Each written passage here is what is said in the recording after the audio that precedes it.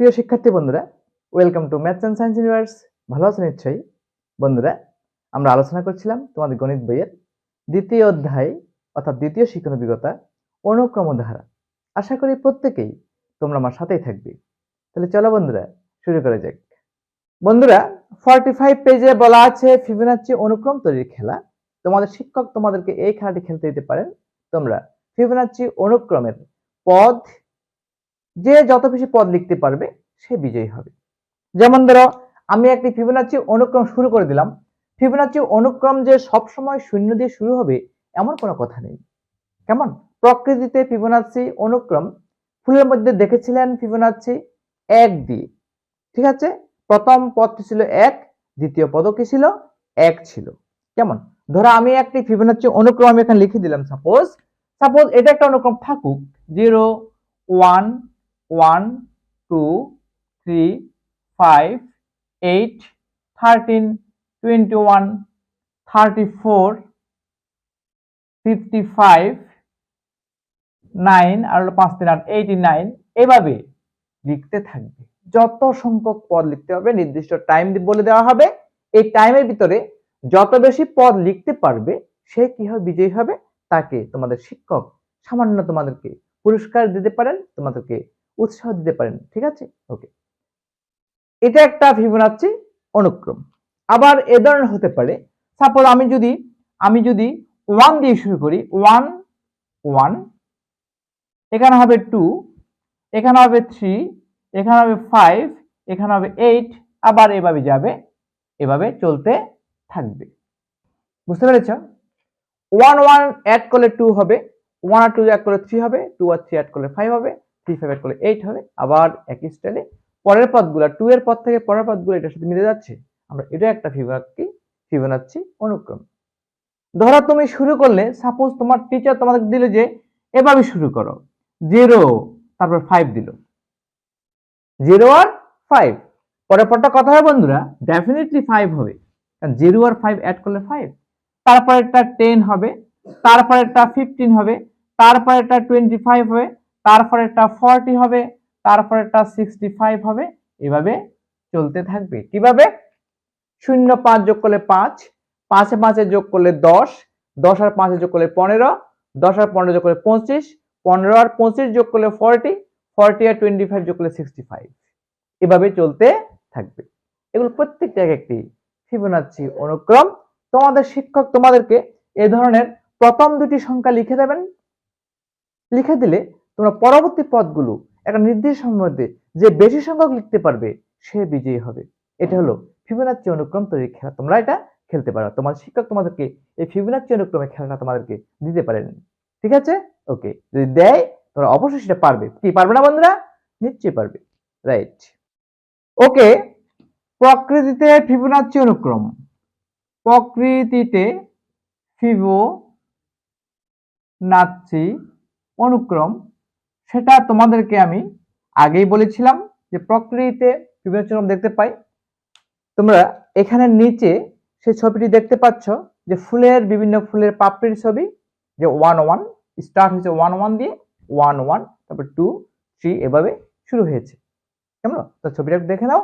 এখানে কিন্তু ফিবোনাচ্চি অনুক্রম কিন্তু আছে, তোমরা খেয়াল করে দেখতে পাবে এখানে ফিবোনাচ্চি অনুক্রম আছে। আমাদের দ্বিতীয় লাইনে যে ধরনের অনুক্রম লেখা আছে ঠিক একই ধরনের অনুক্রম এই ফুলের পাপড়িগুলোর মধ্যে তুমি পাচ্ছ। ঠিক আছে বন্ধুরা, একটু দেখে নাও। ওকে, ওকে।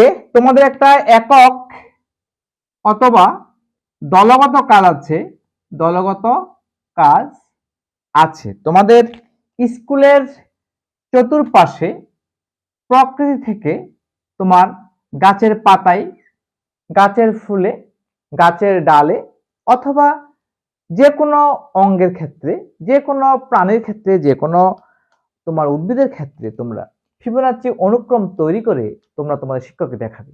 ঠিক আছে, এটা তোমাদের একক বা দলগত কাজ। এই কাজটি তোমাদের শিক্ষক তোমাদের দেবেন। তোমরা স্কুল আঙ্গিনার চতুর্দিকে তোমরা গিয়ে রিসার্চ করে সার্চ করে তোমরা খুঁজে বের করবে যে ফিবোনাচ্চি অনুক্রম কোথায় কোথায় আছে।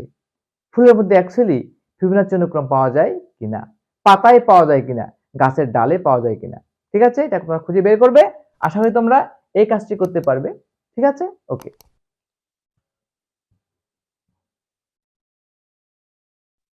প্রিয় শিক্ষার্থী বন্ধুরা, দেখো এখানে একটা আয়তক্ষেত্র আছে, এটাকে বলা হচ্ছে ফিবোনাচ্চি আয়তক্ষেত্র। এখানে দেখো, এখানে ক্ষুদ্র ক্ষুদ্র যে বর্গগুলো আছে প্রত্যেকটির ক্ষেত্রফল 1 বর্গ একক। কেমন? এটা যদি 1 হয় তাহলে এটা কত হবে? 2 হবে। এটা কত হবে? 3 হবে। 1 2 3, 1 2 3। এটার ক্ষেত্রফল হলো 3 বর্গ একক, এটার ক্ষেত্রফল হলো 2 বর্গ একক, এটার ক্ষেত্রফল হলো 1 বর্গ একক, আর এটার ক্ষেত্রফল হলো 5 বর্গ একক। এটার ক্ষেত্রফল 8 বর্গ একক। ঠিক আছে, আমরা যদি এই আয়তক্ষেত্রটির ক্ষেত্রফল বের করতে চাই তাহলে এখানে প্রতিটি ক্ষুদ্র বর্গক্ষেত্র কাউন্ট করে গণনা করে বের করতে পারবো। এদিকে আছে 13টি তোমার বর্গক্ষেত্র, এদিকে আছে 8টি বর্গক্ষেত্র। 13 এবং 8 গুণ করলে 104 হবে। তাহলে এই পুরো আয়তক্ষেত্রের ক্ষেত্রফল 104 বর্গ একক। আমরা যদি একটা একটা করে তোমার বর্গ গুণি, ছোট বর্গ গুণি, 1 2 3 4 5 6 7 8 9 10 11 12 13টা আছে, এদিকে 8টা আছে, টোটাল এখানে 104টা ক্ষুদ্র বর্গক্ষেত্র আছে। আমরা সেভাবে কিন্তু এটা ক্ষেত্র বের করতে পারি। আবার এই পুরো বর্গক্ষেত্রের ক্ষেত্রফল, যেমন এতটুকু হলো 5 বর্গ একক, এতটুকু হলো 8 বর্গ একক, মোট হলো 13 বর্গ একক, আর এটা হলো 8 বর্গ একক। তুমি দেখো এখানে 8টি বর্গক্ষেত্র আছে, ক্ষুদ্র বর্গক্ষেত্র। তাহলে এতটুকু হলো 8 বর্গ 8 একক, এতটুকু হলো 13 একক। তাহলে 13 এবং 8 গুণ করলে 104 বর্গ একক। এই আয়তক্ষেত্রের ক্ষেত্রফল 104 বর্গ একক। বন্ধুরা, তোমরা কি একটা জিনিস খেয়াল করেছো? এই আয়তক্ষেত্রে তোমার দেখো কিছু সংখ্যা আছে 1 1 2 3 5 8। আমরা যদি এই আয়তক্ষেত্রের ক্ষেত্রফল অন্যভাবে বের করতে চাই সেটা আমরা কিভাবে করব একটু দেখো। কিভাবে করব দেখো, এখানে যদি আমি আমার যে তোমার ছিল ক্ষুদ্র ক্ষুদ্র বর্গ ছিল 1 স্কয়ার যোগ 1 স্কয়ার যোগ 2 স্কয়ার যোগ 3 স্কয়ার যোগ 5 স্কয়ার যোগ 8 স্কয়ার সমান 104 সমান 13 গুণ 8 বর্গ একক।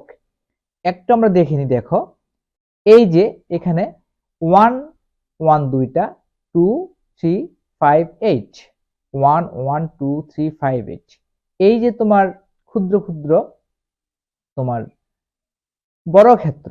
ঠিক আছে, এই বর্গক্ষেত্রগুলোর যদি আমি ক্ষেত্রফল যোগ করি তাহলে পুরো আয়তক্ষেত্রের ক্ষেত্রফল পেয়ে যাব। 1 স্কয়ার এক দুইটা, 2 স্কয়ার একটা, 3 স্কয়ার একটা, 5 স্কয়ার একটা, 8 স্কয়ার একটা, এই সবগুলো ক্ষেত্রফল যোগ করলে পুরো এই আয়তক্ষেত্রের ক্ষেত্রফল হয়ে যাবে। তার মানে 13 গুণ 8 104 বর্গ একক হয়ে যাবে। সেই কথাটাই এখানে বলা হয়েছে। দেখো এখানে সেটাই বলা হয়েছে, 1 স্কয়ার যোগ 1 স্কয়ার যোগ 2 স্কয়ার যোগ 3 স্কয়ার যোগ 5 স্কয়ার যোগ 8 স্কয়ার। এই যে সংখ্যা 1 1 2 3 5 8, এটা কিন্তু একটা ফিবোনাচ্চি অনুক্রমের নিয়ম মেনে চলে। দেখো আমি যদি শুধু এই সংখ্যাগুলো চিন্তা করি যে 1 1 2 3 5 8, 1 1 2 3 5 8, যাই হোক এখানে একে একে যোগ করে 2 হবে, 2 আর একে যোগ করে 3 হবে, 2 আর 3 আর 2 যোগ করলে 5 হবে, 3 আর 5 যোগ করলে 8 হবে, 8 5 13 হবে, 13 আর 8 কত হবে? 21 হবে। ঠিক আছে, অর্থাৎ এই যে ক্রম 1 1 2 3 5 8, এটা একটা ফিবোনাচ্চি অনুক্রম। বন্ধুরা, এখানে যেভাবে গ্রিড কাগজে আঁকা হয়েছে ফিবোনাচ্চি আয়তক্ষেত্র, ঠিক একইভাবে এখানে দৈর্ঘ্য হলো 13, প্রস্থ হলো 8।